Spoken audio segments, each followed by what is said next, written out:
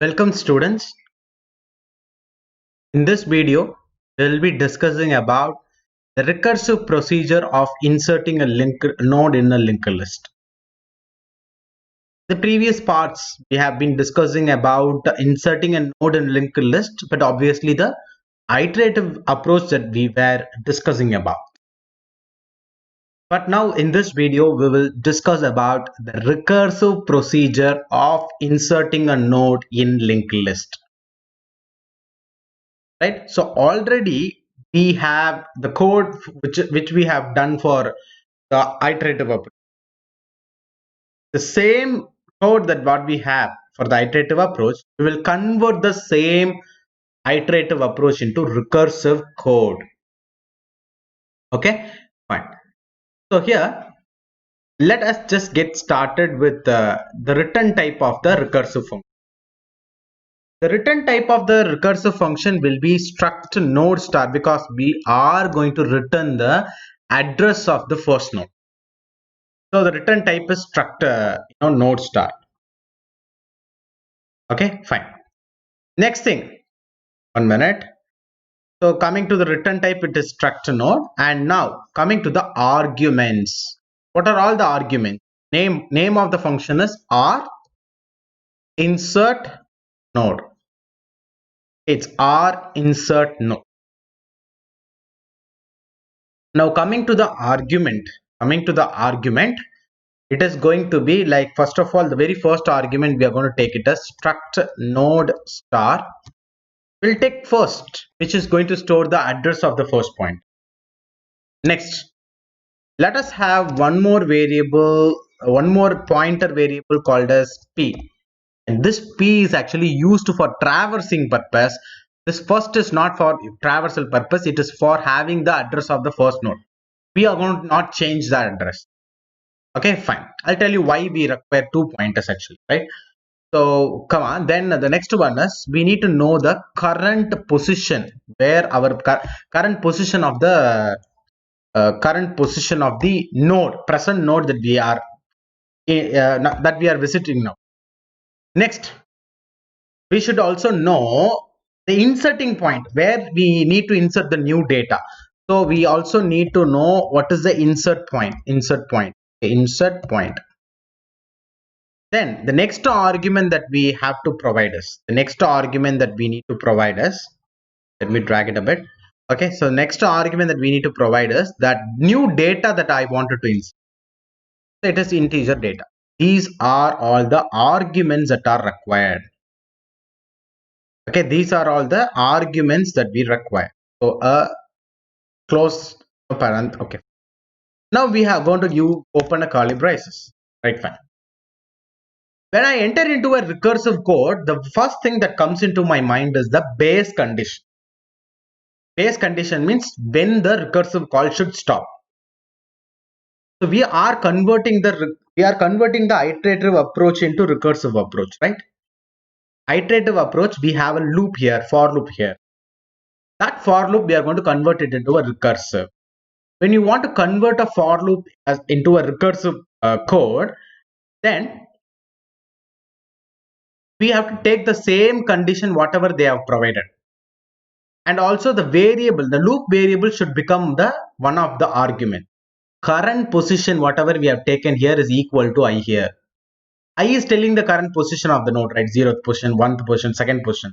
That is what current position is also going to determine. So the same condition given to the loop is going to be the base condition of the recursive code also. So if the loop variable, that is current position, curr position, if it is less than, what's the insert point is equal to n. Here whatever n we have taken, that's what's the insert point. So insert point minus 1. So same condition, I less than n minus 1. Here I is current position, so we are taking current position, and here n is here it is insert point, so we are taking insert point minus 1. So if this condition is true, then the loop can continue here. Similarly, here the recursion can continue. If this condition is true, then the recursive procedure can continue.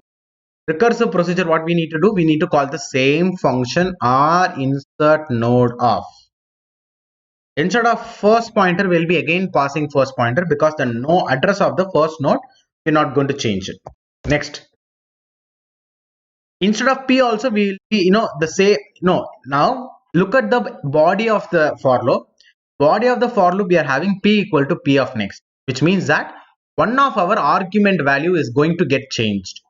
When one of our argument value is going to change, then make a recursive call, and instead of that argument, change the new value p of next, which is literally equal to p of next. See here p is available, here p of next. So this is literally equal to p of next.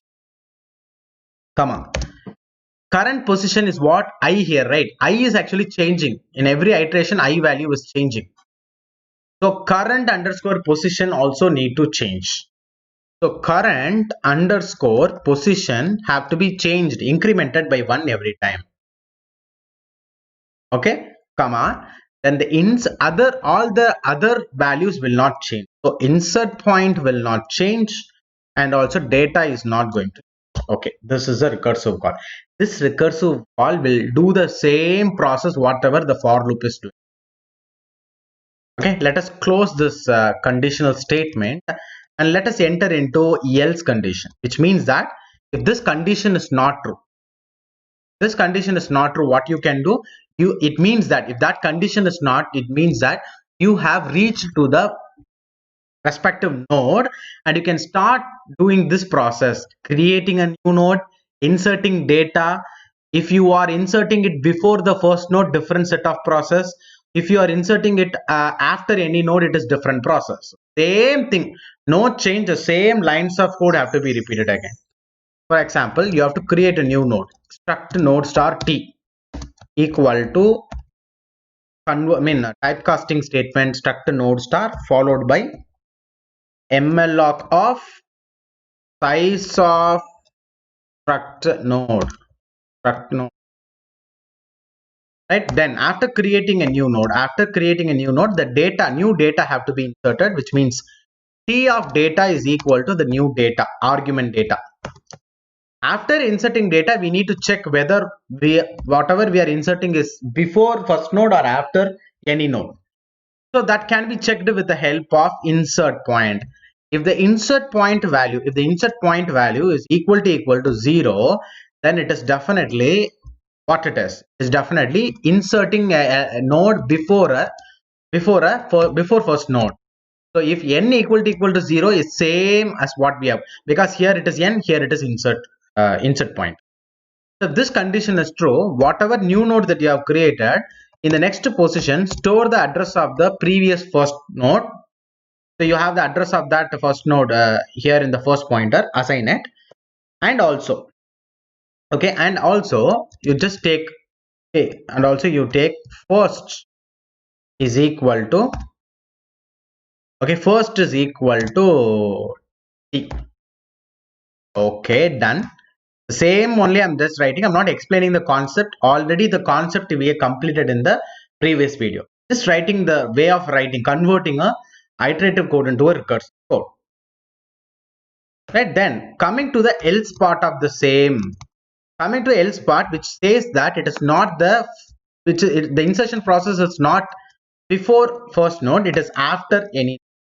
If it is after any node, the same process t of next is equal to p of next. P of next is equal to p of next, and it is p of next equal to t, and the next one is p of next is equal to t. Then we can just close this curly braces and also close the else part also, and also finally the function. But all this, after this, ultimately what we need to do is finally we should be returning the address of the first node. Yes, it is just returning the address of the first node which is available in first pointer. Okay, fine. So this is one important thing. 1 minute, guys.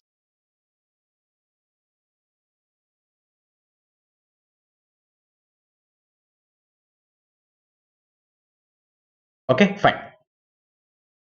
So this is the recursive approach for for the same like inserting a new node in the linked list, whatever we have done in the iterative, we have just directly converted it to a recursive process, right?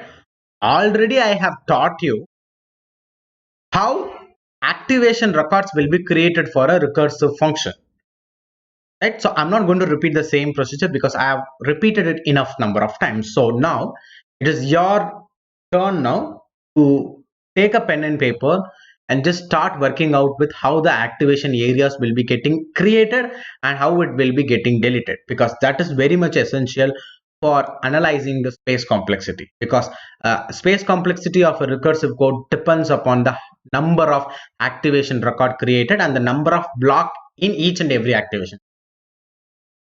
So you just please take a pen and paper and just work out how the activation areas are going to get created and how it is going to get deleted, and also the space complexity we will be doing with that only, right? Fine.